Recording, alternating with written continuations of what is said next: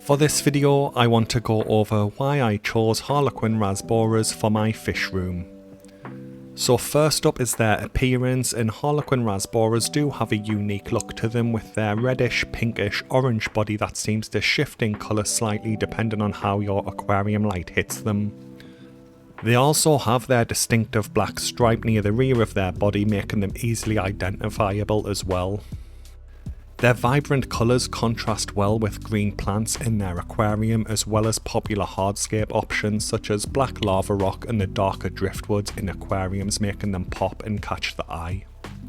Lambchop Rasboras and glowlight Rasboras have a similar appearance, but Harlequin Rasboras are larger, which makes them easier to see, especially with my poor eyesight.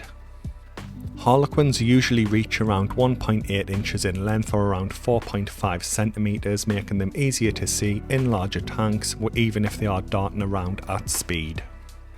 There's also several selectively bred ornamental strains like these golden Harlequin Rasboras I recently saw down at Horizon Aquatics, but there's also a blue and a black variant.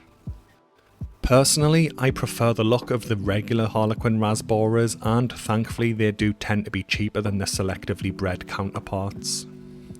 Another reason that I like Harlequin Rasboras is their preferred swimming zone in the tank, as most Rasboras tend to favour the upper half of the water column.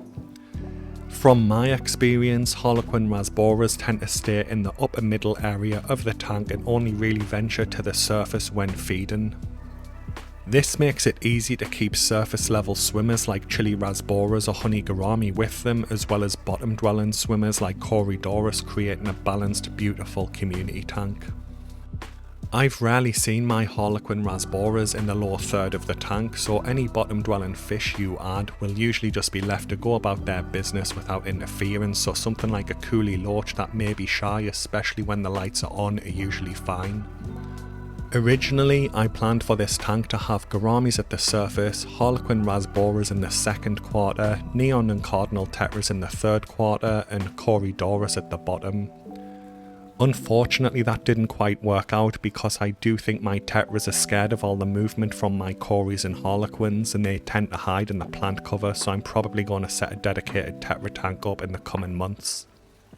The key point here is that the predictable swimming zone of Harlequin Rasboras makes it easy to plan your tank stocking options around them and find peaceful tank mates that can fill out your tank.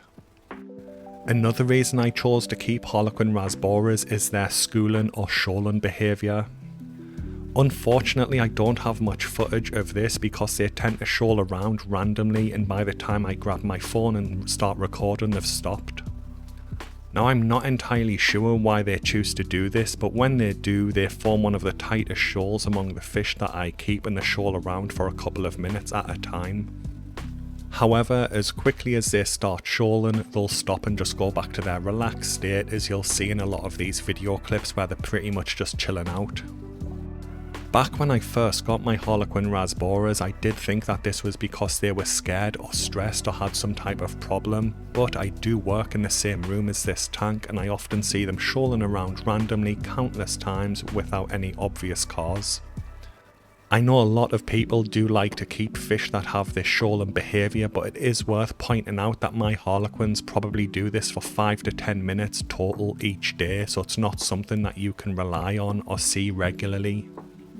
My Chili Rasboras consistently stay in their shoal and swim around the tank almost all day, but unfortunately these are far smaller than Harlequin Rasboras and they can be difficult to see. Another reason that I choose to keep Harlequin Rasboras is their beginner-friendly water parameter requirements. Harlequins have a recommended pH range of between 5.0 and 7.5, meaning that they prefer softer water but can still do well in slightly hard water tanks. I knew that I'd be keeping them in a soft water setup, but they're also suitable for community tanks where people aim for a pH of around 7.0 to let them keep a wider range of fish in the tank. Harlequin Rasboras also have a wide temperature range from 70 to 82 degrees Fahrenheit or 21 to 28 degrees Celsius. This means that most aquarium heaters with a suitable wattage for your tank size, which is usually 1 watt per litre of water, should easily be able to maintain a safe, suitable water temperature for these fish. I added my Harlequin Rasboras to a pre-cycled tank with a Fluval FX2 canister filter, so they've never experienced any real large ammonia spikes in their tank. As with all fish, it is important to keep ammonia and nitrite levels at 0 ppm to avoid any unnecessary stress or harm on the fish, but I have seen people on social media say their Harlequins have made it through temporary ammonia spikes without issue. Overall, their easy to meet water requirements make them a great option for beginners. Another reason that I choose to keep Harlequin Rasboras is their compatibility with so many other popular fish species in the hobby, making them an excellent option for community tanks. I keep my Harlequins in my 40-gallon community tank setup with honey gourami, corydoras, a Siamese algae eater, neon tetras, cardinal tetras, chili rasboras, cherry shrimp, armano shrimp and nerite snails, and I've never seen any aggression from them. They do occasionally chase each other to maintain their breeding hierarchy, but this is a specific behaviour targeted towards other Harlequin Rasboras and it doesn't extend to their tank mates.